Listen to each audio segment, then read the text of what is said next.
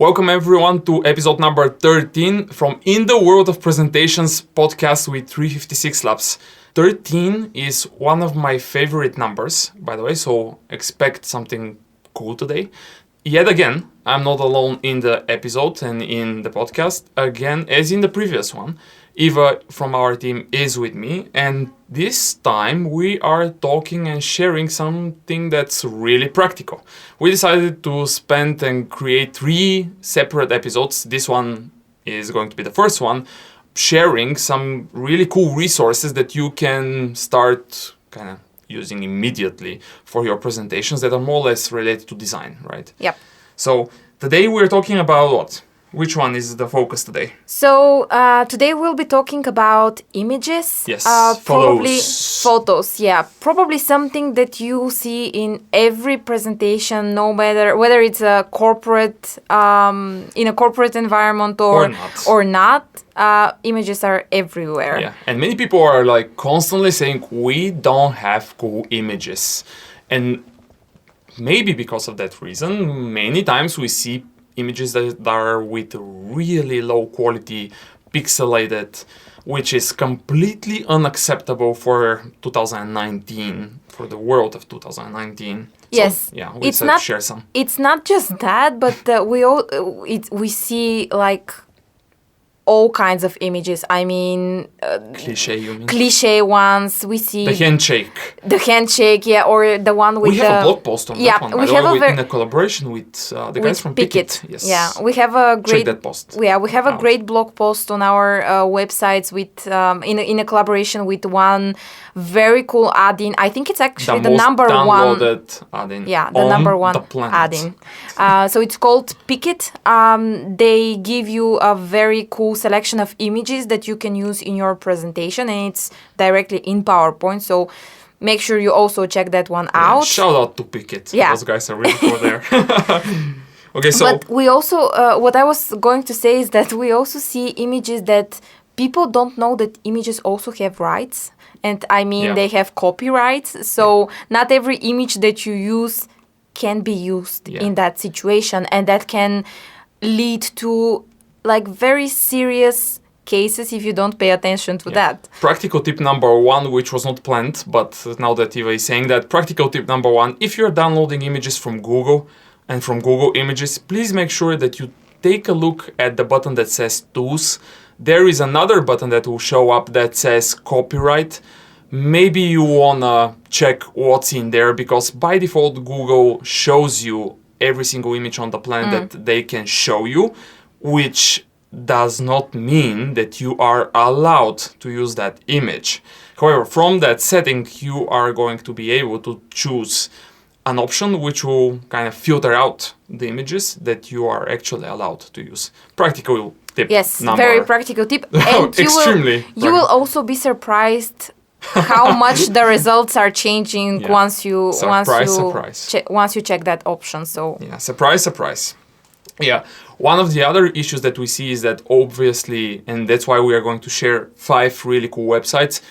Many times people don't have the money or the budget to allow themselves to buy images or to hire a photographer, as sometimes we do for our projects. But that's why that doesn't mean that you cannot find kind of cool images out there for completely free with no attribution even required. So let me start with one of the really cool websites that we will definitely advise you guys check. The first one is called Pexels,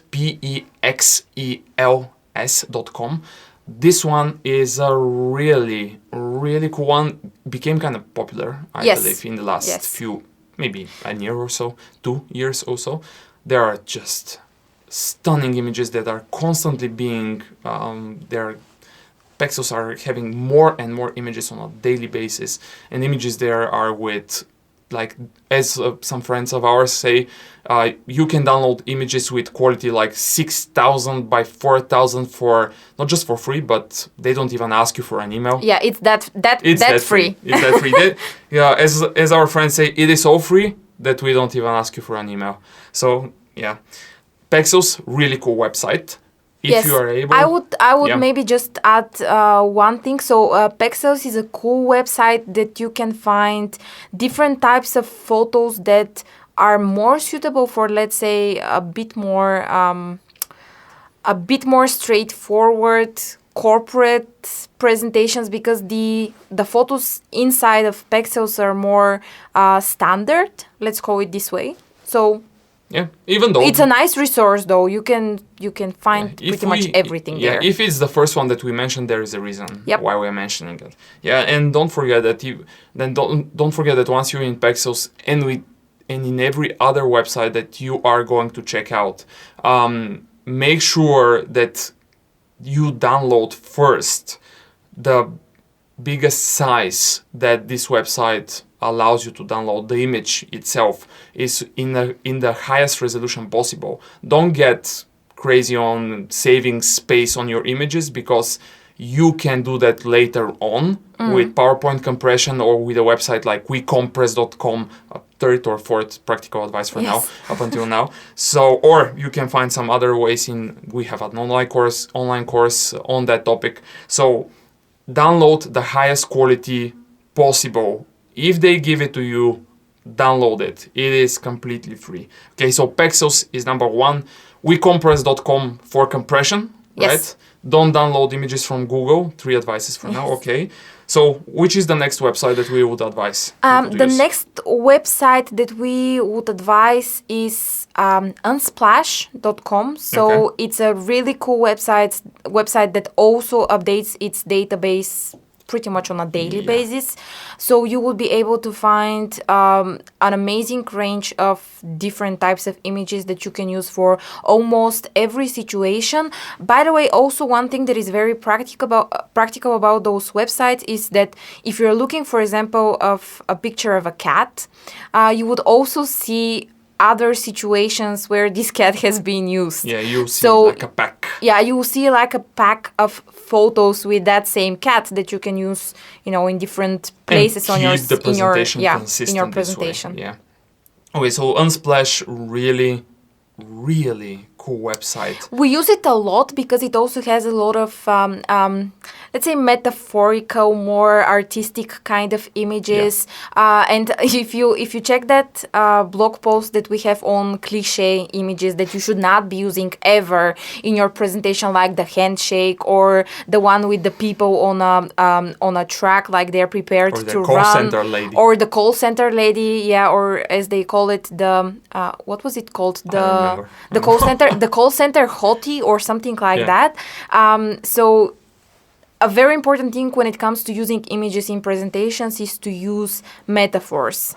So, for example, as we have it in the blog post as an example, instead of using a handshake, let's say use a metaphor for connection. So, for example, the salt and the pepper are 2 things that go together. So you can think in that direction as well. Yeah, absolutely. So Pexels, Unsplash site. This is website number 2. We have 3 more to go. Maybe we'll share one more for a surprise. Who knows? We'll see. So number 3, at least in my opinion, I would advise you guys to check out. And by the way, both Pexels and Unsplash and each one of those websites that we are sharing has a really cool feature that you will definitely miss if it was not there, and that's a search. So sometimes we kind of consider that as a given, but trust us, there are a ton of websites for free images that are completely free to use that don't have a search button and a search feature, which is kind of problematic because it will take you so much time to find what you're looking for. So number 3 in our kind of selection for today is, I believe, Pixabay. So that one is really cool. Also, for that one, you need a free account, which could be your Facebook account, which is kind of easy. But I really like Pixabay, for example, because even though they have some images and type of imagery that I would never advise people to use, those small people that don't have faces, those white things. 3D figures. Yeah, the 3D figures. That actually need to stay in 1990 when they were created. Kind of introduced maybe. Yes. Even though they have those, what I really like in Pixabay is the fact that you not only you have a search feature, but that search feature has additional filters, and you can filter out, for example, when you're searching for a vertical photo or for a horizontal photo, you can search for like illustrations only and stuff like that, which saves you again a lot of time when you are in a search for images. So I really like the Pixabay website too. So that one, if you are searching for images, go check that out for sure. Pixabay, Pexels, Unsplash, 3 up until now. So what else? Yes, probably one more that we like to use is called Rawpixel. Yeah. So also a great selection of images that you can use and also search for. Yeah, really cool website again, for sure. Yep. Okay, one more.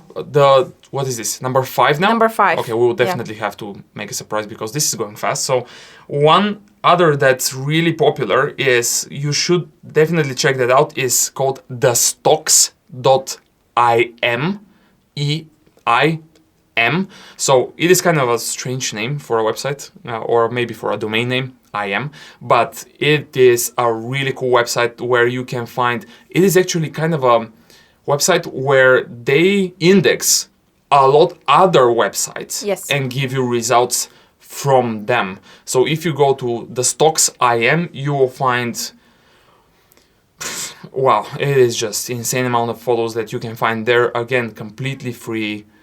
Royalty free, as they are called, pictures that you can use under the so-called Creative Commons 0 license. By the way, for everyone who is listening to this podcast, if you see a website where it says that the resources in this website are creative under the license Creative Commons 0, that means that you don't have to pay any attribution to the author of the image or the resource. You are not even asked, not only to not pay, you are not even asked to wow, sorry for that one. So you're not even asked to pay to put the attribution where you downloaded this image or resource from, who is the author, anything, and you can even use it for like paid products afterwards. Yep. It is insane. Yep, absolutely. Anyway. Maybe something important, because this was the 5th resource. Maybe something important when it comes to images is not that much around a website where you can download images, but when you're using images in your presentation, you can try and sometimes even use your own images. I mean, we are living in a world where phones are doing amazing photos. Yeah. So if you have something that you like or something that you really want to put in the presentation and you cannot afford to hire a professional photographer to do that, sometimes you can do it with your phone. I can share from an experience that I've had where I think the presentation was not that much about the very high, super high quality of the photos, but more about the experience that the person who was delivering the presentation was sharing. This was during last year's Brand Minds conference, which is a very cool conference in Bucharest that is organized for a few years now. One of the best business events out there, hands down. Absolutely. Shout out to those one of the best business conferences that I've been to. Yeah. So it was the presentation by Seth Godin last year. Yeah. He used... And for those of the listeners who don't know who Seth Godin is, wow. Definitely check him out. And you're in the business world, just fix that. Yes, so he was using photos that he took while he was walking around Bucharest. Yeah. So that created a much bigger emotional connectedness between the people in the audience and himself. Yeah. So trick. It's a very, very simple trick, but so effective. So imagine what would have been if he just downloaded stock photos from one of those websites that we just shared, and what the emotional reaction from the audience would have been if he has just done that. Yeah, it was not going to be the same result. It was way more authentic for him to do that. And he won the audience, hands down. And again, if you don't know who Seth Godin is, fix that.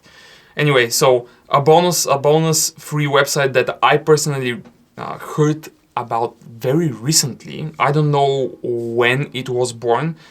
but I immediately went and checked it out, and I'll definitely advise you guys take a look at it. It's called reshot.com.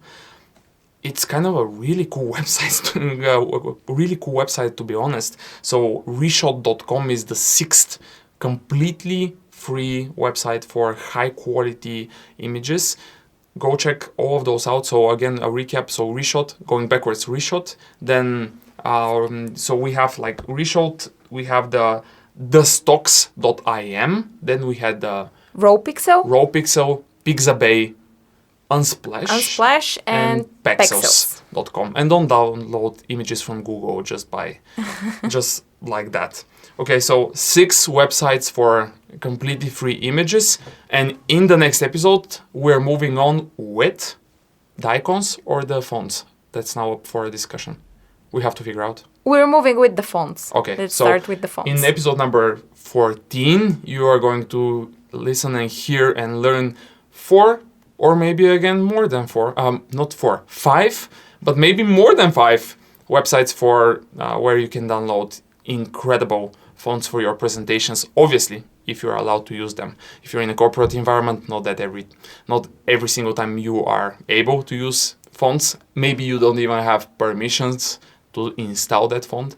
And saying that, maybe we have to end with the fact that for those people who are working in a corporate environment, maybe you have to ask your PR department or marketing department whether or not you have like a repository for corporate images, because it's surprising that we are seeing more and more companies having those banks with images. Yes. Yeah. So if you, and most of the times the employees of those companies don't know they have them. Yes. Which is kind of a shocker.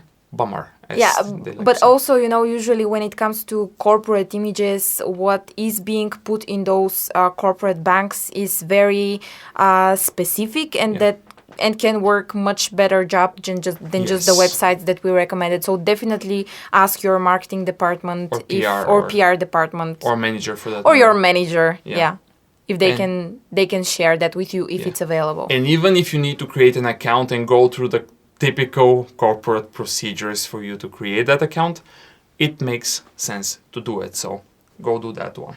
Okay, that's it for episode number 13. Again, favorite number of, at least one of my favorite numbers. So that's it for episode number 13. If you want to learn more from us, go check us out on every single platform on this planet, starting from our website, 356labs.com, and then moving on to Facebook, Instagram, LinkedIn, Twitter, even Meetup. If you don't know about Meetup, we share all our events and webinars that we have there as well. Spotify, SoundCloud, our online academy at academy.356labs.com. You can find us. So up until episode number 14, go do some really cool presentations.